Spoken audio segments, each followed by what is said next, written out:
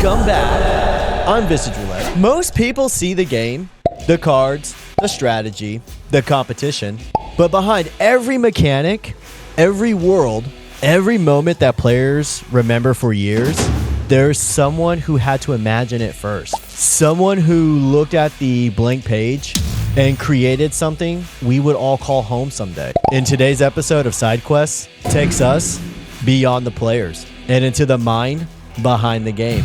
The people building the systems and stories that brought us all together. Today, live at SCG Con Cincinnati, we're interviewing the one, the only, Brian Tinsman, one of the creators of Wonders of the First. Let's roll. 5, 4, 3, 2, 1. Ignition. We have liftoff. We're here for another side quest that you're not going to believe. This one's super special. We're at SCG Con Cincinnati. I'm Visage Roulette, and your special guest that's coming on today for this side quest, some may call him a legend. Some may say he's the godfather of TCGs. I am super stoked that he is here, and I cannot wait to introduce him to you. Brian, can you please come over here? Brian, thank you so much. Guys, Brian Tinsman right here. You have heard in my other videos me talk about Brian. I am so stoked that you're here. Thank you so much for being here. Part of this side quest is a little bit different from what I typically do. This is an unscripted interview, but I really kind of want to get to know you just a little bit more than what maybe some folks get to see in some of your interviews. Tell me a little bit about your backstory. How did you get to this point?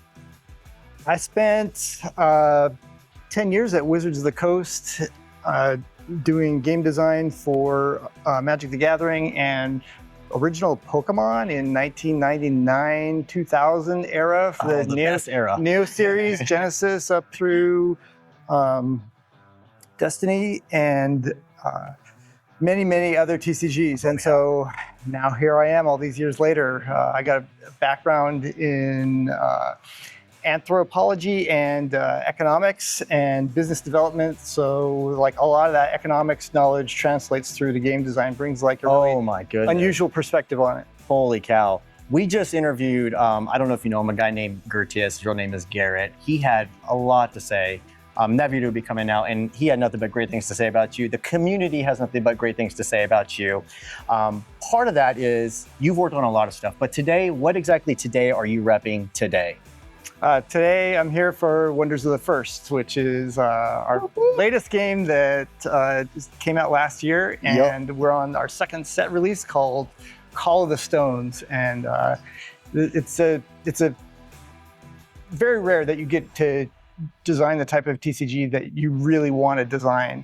Absolutely. And this one just, it came out fantastic. Absolutely. It sure did. It caught my attention. It has caught the attention of hundreds of players alike, and it's really growing. When shuffling through this interview, I want to get one more of those. Who is Brian Tinsman real quick? What is one thing that you wish that this community understood a little bit better? Wait a minute, is this part of the random table?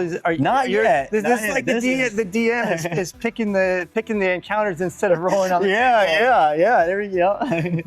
One thing that the community should know about this is that it's super unusual. It's super unique to have a game that comes out with a new design. It doesn't have an existing IP, and yet has captured so many people so quickly. Absolutely. And has an amazing, fantastic future ahead of it. Absolutely. I could not agree more. Brian, are you familiar with tabletop games? Mm-hmm. I know you've worked on Dungeons & Dragons stuff. I know you've been very involved in some stuff. Part of tabletop gaming is there's classes. And with those classes, there's going to be classes such as a warrior, rogues, mage, you have rangers, you have bards, you have paladins. For those 6 groups that I said, which one really interested you and played more to your heart? For tabletop games in general, I'm always a wizard. Always the wizard? Okay. Yeah. It's because magic systems are extremely hard to balance at the high end. Yeah. If you're going to play a game for the long term, the the wizards are very often OP. Absolutely, At high level. absolutely. Yeah. So because you chose a wizard, we're gonna go with mage here. Is what piece of lore, history, or game design that you can absolutely go unhinged about because you're so excited about it? About wonders or about like games in general? It could be games in general, it could be wonders, it could be your first time that you ever played Dungeons and Dragons, whatever it was. I got very, very deep into Rollmaster, tabletop role-playing game, which is like obscure, rules-heavy tabletop RPG in like the early 90s. Wow, okay. And like every now and then you find somebody who went through that crucible. The crucible. But like it was a really good introduction to having to balance like the storytelling aspects with the analytical and number crunching aspects. Oh, wow. Like you can go deeply into those. Yeah. And that was pre trading card games at all, right? Yeah. And so it sort of it demonstrated at an early stage how the best games are the games that allow the players to become the designers or partner as designers, right? Yeah. There's no such thing as trading card games, but role-playing games kind of allowed you to do that in that era. And so trading card games came along and let the player customize their experience by building the deck that they want. And the deck is like a form of self-expression for a lot of people. Like I picked this strategy because it's, I want to say something about who I am. Right. And so that's like, stepping stone from tabletop games to trading card games to where we are now with trading card games. Absolutely. Wow. Holy cow. That's amazing. Now, are you ready for the next segment of this show? Yeah, You're gonna roll. All right. Are you ready? Are you ready, Brian? All right. Let's rock and You're gonna roll. roll. You're gonna roll. The difficulty goes up. So the higher you roll, the more difficult the questions become. Okay. All right. So she's gonna go ahead. I got my helper here. She's gonna go ahead and roll the dice on the table, and then whenever you're ready, Brian, you get the first question. All right. So is it like a certain number of rolls, or? We're gonna do 3 rolls. We're gonna do 1 first, and then ask a question. All right. Here we go. Oh, fail. It's all right. It's all right. Critical fail. You're gonna start off big and heavy with a big 16. We like to call anything above a 15 the danger It's the zone. first time I've ever rolled the die before, so that's why I went off. Just kidding. Okay, so what is a loss or a tournament, a campaign, a build that just still lives rent-free in your head? I'll go back to an early RPG game that I had probably in my like high school, college days, where I had a mage character who got utterly wrecked and somehow survived and had to be rebuilt with like artificial skeleton pieces. That had magically animated, and so it would just fall to pieces anytime there was an anti-magic effect. And so, what was that character's name? Dominus. Dominus? Oh, okay, yeah. Now, have you fully recovered from that wound yet? Or is it still? Yeah, probably. Yeah, bro. Okay. Wow. Okay, what game was that? That was D&D. D&D. Wow, that's amazing. Are you ready for your second question? Yep. All right, let's do it. Let's bring on the helper here. Okay. All right, second roll. Let's go big here. A nat 1. Interview's done, guys. Shut it off. No, I'm kidding. All right, nat 1. No worries. We call this kind of the easier zone here, but it's a good question. What was your first game, character, or event that made you realize that this was your thing? Probably the first game of Magic I ever played.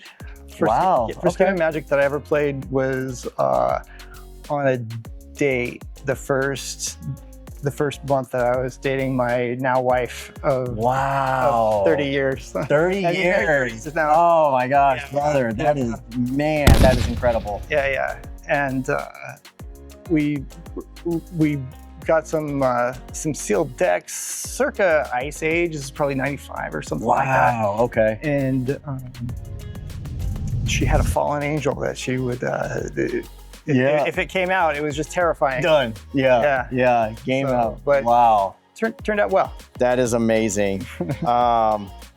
And clearly we're glad that that was the introduction, because now we get this phenomenal game now. From all those life experiences, I think we're getting the best game that's ever been made so far. And I can't wait for where it goes. Are you ready for your last and final roll? Yeah. All right. Let's do it. Last and final roll. Let's do. Ready? All right. A 10. All right. So this is the normal campaign mode. Not too crazy. We're about to get to the final boss. What is the most money, time, or sleep that you have ever sacrificed for this hobby, and was it worth it? I've sacrificed a lot of time for this hobby because I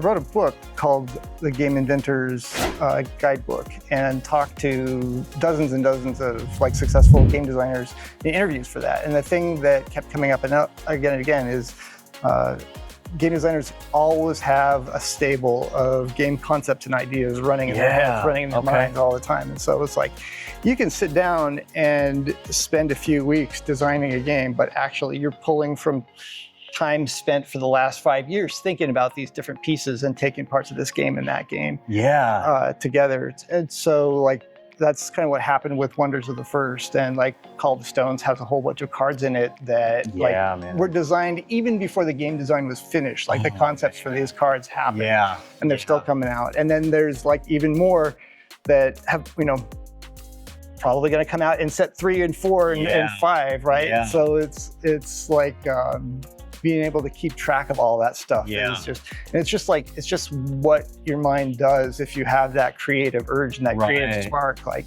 musicians are always thinking of like new music, right? It's the same thing. Not to put you on the spot, but thinking back to existence, what was that one character design that you did that you were like, man, that's my card. That's what I've been drawing up in my head. I gotta make sure that design hits the game. Plant Terror. It's extremely risky. And kind of an outrageous thing to put in a first set release. Like a copy multiple abilities card built into a wonder that can create very complex rules tangles.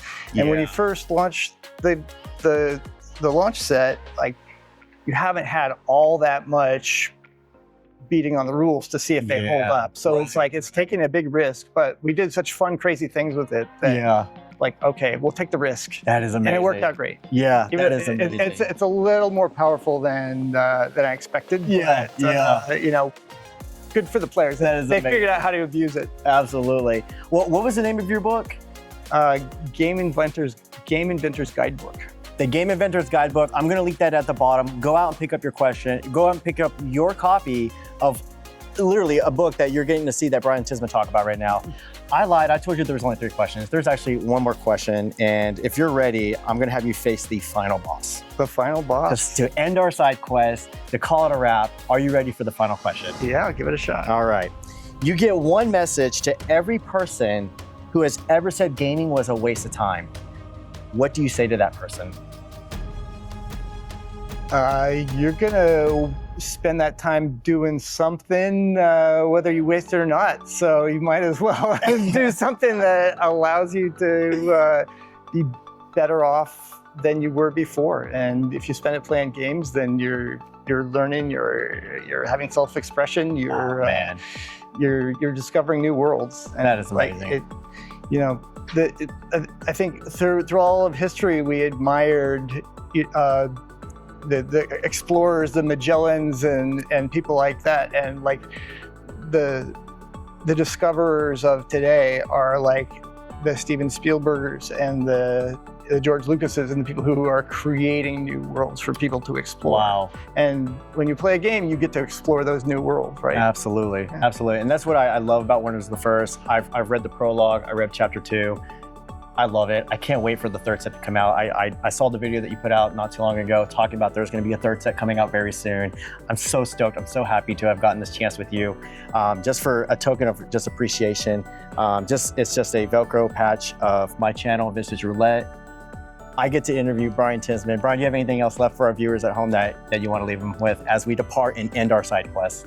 Yeah, thanks everybody for being involved in the game, or come check it out. Love to have you part of the community. The community is really close with the game development team, and this game has tons more to offer, huge amounts of design space. It's super fun to work with all the people involved with it and play the game. Absolutely. With that being said, guys, Brian, thank you so much. Thanks, buddy. You guys keep rolling. People see cardboard, dice, rules, nerds, whatever. But the people inside these communities, they know better. Because these games are never really about the cards. They're about connection, the drive for competition, the creative minds that go into making that competition worthwhile, and the stories that we'll tell for as long as we're living, and the people willing to build worlds for others to belong in. A huge thank you to Brian Tinsman for joining all of us at SCG Con Cincinnati. And remember, every story begins with a roll.